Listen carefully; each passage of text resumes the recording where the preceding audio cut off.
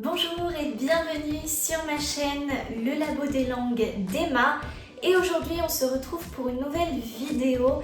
Alors cette fois-ci je vais pas forcément vous parler de voyage, même si vous allez voir qu'on va quand même un petit peu voyager, mais je vais vous parler de la culture française. Puisque donc comme vous l'aurez vu dans le titre, et si vous le savez déjà, si vous me suivez sur les réseaux ou bien sur ma chaîne YouTube, vous savez probablement que je vis maintenant en Espagne depuis plus de 2 ans. Ça fait depuis déjà la fin du mois de janvier 2023, donc ça fait même pas loin des 2 ans et demi. Et donc, même si bien évidemment je suis rentrée en France quand même plusieurs fois pour voir ma famille qui habite là-bas, eh bien je n'y suis quand même pas beaucoup retournée. Et je dois reconnaître que, et ça sera comme ça pour n'importe quelle personne qui a quitté son pays pour des raisons, pour X raisons, eh bien il y a des choses qui nous manquent de notre pays. Et c'est justement de ça dont je vais vous parler dans cette vidéo. Alors oui, il y a des choses qui me manquent de la France et je vais commencer par l'alimentation. Je me souviens que dans une autre vidéo, je vous avais un petit peu parlé des différences entre l'Espagne et la France et je vous avais parlé de certains produits alimentaires ou même de boissons qu'on ne trouve pas ici en Espagne. Alors bien sûr, il y en a d'autres aussi qu'on ne trouve pas en France et que j'aime beaucoup ici, mais ce n'est pas l'intitulé de la vidéo. Ce qui nous intéresse, c'est vraiment ce qu'on ne trouve pas en Espagne et qui me manque tout particulièrement de la France. Pour ce qui est de l'alimentation, les madeleines, encore une fois, le numéro 1, les madeleines. Bon, bien sûr, je sais que je généralise, oui, vous allez peut-être pouvoir trouver des madeleines. C'est vrai qu'il y a quand même des supermarchés où vous allez pouvoir en trouver, mais c'est quand même très rare. Excusez-moi, mais vous allez dans les supermarchés très connus et typiques de l'Espagne comme Mercadona et vous ne trouvez pas de madeleine. Ou à Primaprix, ou... Voilà, les supermarchés vraiment typiques de l'Espagne ne proposent généralement pas de madeleines ou peut-être des équivalents, mais qui ne seront pas comme les madeleines qu'on trouve en France, la madeleine Bonne Maman ou les madeleines Saint-Michel. Vous ne les trouvez pas ici et ça me manque énormément. Deuxièmement, les compotes, les fameuses compotes. Que ce soit les compotes à boire ou les compotes à manger, ici vous en trouvez juste pour les bébés. Donc ces compotes, quand j'ai dit ça à mon copain, il me prenait pour une folle quand je lui disais que j'avais envie de compote. Pour lui, c'était uniquement pour les bébés. Alors qu'en France, c'est tellement, mais tellement courant de manger des compotes en dessert, que ce soit après un repas, après le dîner, la petite compote aux pommes, là c'est quelque chose qui me manque tout particulièrement. En ce qui concerne, alors bon, pour l'alimentation, évidemment, il y a toute une gamme de produits, de marques qu'on ne trouve pas ici. Mais moi, j'ai voulu surtout vous citer les madeleines. Alors oui, vous avez la brioche aussi. La brioche qui va un peu avec les madeleines. Là aussi, si vous allez au Auchan en Espagne, vous allez trouver des madeleines parce que vous avez normalement, généralement, des rayons internationaux et vous avez une catégorie produits français. Alors là, peut-être qu'avec un peu de chance, vous allez trouver des madeleines et vous allez peut-être trouver de la brioche, mais alors très chère, mais vraiment la brioche 4 €. J'ai dit à mon copain, mais tu vas pas acheter ça, c'est beaucoup trop cher. Et vous avez certains produits de France, mais évidemment comme ils ont été importés, c'est plus cher. Et une gamme très limitée. Mais c'est vrai que la brioche Pasquier, la marque Pasquier, surtout tout ce qu'elle propose, vous en trouvez pas vraiment ici en Espagne. Et ça me manque beaucoup. Pour ce qui est des boissons, alors ce qu'on trouve pas vraiment ici, bon, je pense que encore pour les boissons, moi personnellement ça m'a pas dérangé, mais c'est surtout les sirops. Les sirops ici vous n'en trouvez pas, ou alors c'est très rare. Même dans un bar, je sais qu'en France c'est très courant, enfin voilà, vous allez dans un bar, vous allez demander un sirop à la fraise, moi j'aime bien les sirops à la grenadine ou les sirops à la violette, bon là c'est un peu plus spécifique. Ici, c'est vraiment pas du tout courant. Enfin, vous demandez un sirop dans un bar, ils vont peut-être pas comprendre ce que vous voulez dire, ou alors faut dire de l'eau aromatisée, ou pour eux, voilà, c'est pas quelque chose du tout de courant. Et dans les supermarchés, généralement, vous ne trouvez pas ces sirops. D'ailleurs, j'avais une amie, quand elle est venue ici en Espagne, qu'elle est revenue, enfin qu'elle est retournée en France pour les vacances et revenue ensuite ici, elle avait fait un stock de sirop et de compote parce qu'on n'en trouvait pas ici. Donc oui, c'est un fait. Maintenant, alors, qu'est-ce qui me manque de la France? Alors, si on part plutôt sur la personnalité des gens, leur manière d'être, chaque culture est différente. Évidemment, les Français ne sont pas comme les Espagnols, même si nous sommes des pays frontaliers. Je vous en avais déjà parlé, je vous avais déjà dit que les Espagnols ont la réputation, même si c'est une image très stéréotypée, mais il est vrai que de manière générale, quand on vient ici, on est quand même surpris de voir que les Espagnols sont beaucoup plus fêtards, qu'ils dînent tard, qu'ils sortent le soir. Il y en a même qui font la fête et qui travaillent le lendemain très tôt. C'est quelque chose évidemment qu'on voit quand même plus ici qu'en France. Est-ce que ça veut dire que tous les Espagnols sont comme ça? Non. Est-ce que ça veut dire que tous les Espagnols sont alcooliques? Non.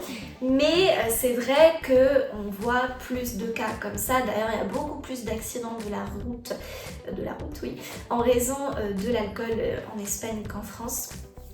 Enfin, ça, ce sont des faits, hein. C'est une réalité. Mais en tout cas, sur ce qui me manque des Français en général, je dirais leur politesse. Parce que en Espagne, je ne dis pas que les Espagnols ne sont pas respectueux, ne sont pas polis. Moi, je trouvais que c'était quelque chose qui me plaisait au début parce que les Espagnols, c'est vrai qu'ils tutoient beaucoup. Enfin, on le sait d'ailleurs, et encore une fois, ça je vous l'avais dit, mais c'est frappant.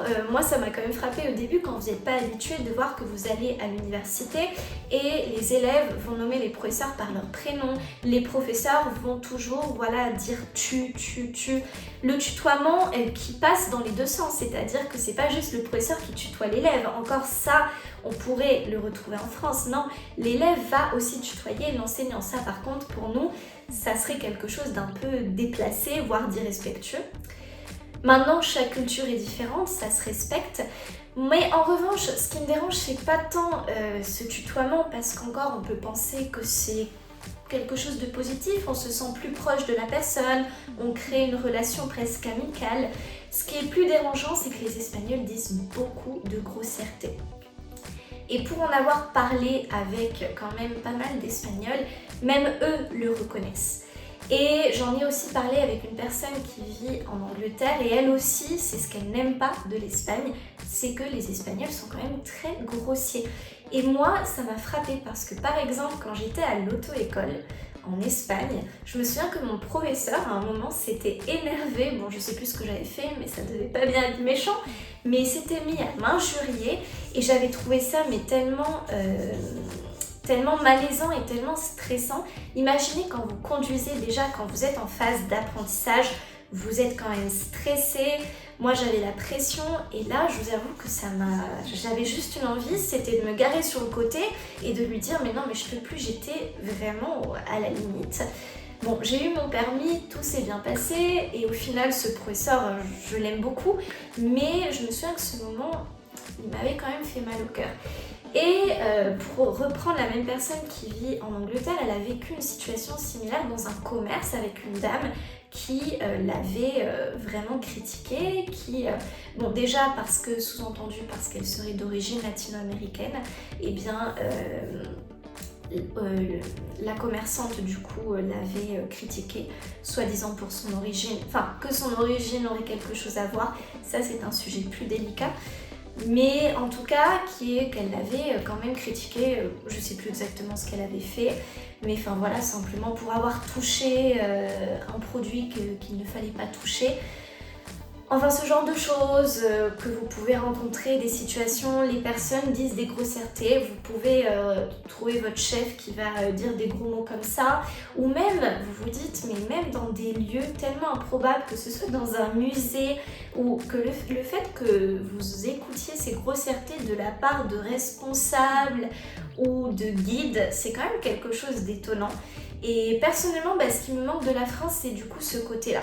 Le fait que nous, on a toujours quand même cette barrière, qu'on essaye Voilà, encore une fois, je sais que ça reste stéréotypé parce qu'il y a aussi des Français qui sont pas du tout respectueux et qui disent que des grossièretés, mais généralement quand on occupe quand même un poste important ou quand on a des responsabilités, on ne va pas utiliser de grossièreté. Enfin, en ce qui concerne les paysages, évidemment, la France est très différente de l'Espagne d'un point de vue des paysages, même si là encore on est frontalier, mais on a des paysages très différents. Et c'est surtout la verdure qui me manque. La verdure. Alors oui, là aussi, en Espagne, on a de la verdure. Vous allez au nord de l'Espagne, et d'ailleurs je vous l'avais dit pour la Galice, que la Galice, elle ressemble, enfin moi, elle m'a rappelé énormément la France. Et oui, vous allez dans le sud de la France et vous allez avoir l'impression que c'est très sec. Bon, peut-être que aussi, pour avoir vécu dans le nord et dans le centre de la France, je n'ai pas vraiment connu la sécheresse, mais moi, ça m'a frappé le paysage désertique ici par rapport à cette verdure qu'on trouve en France. Et je vous avoue que oui, ça me manque de voir toute cette verdure, ces arbres. Ici, on en trouve mais des espèces différentes. Et de manière générale, un climat qui est quand même oui, très sec, mais là encore, ça dépend de la zone. Je vous parle de moi, de mon point de vue et depuis là où j'habite, bien entendu. Donc voilà certains points qui me manquent de la France.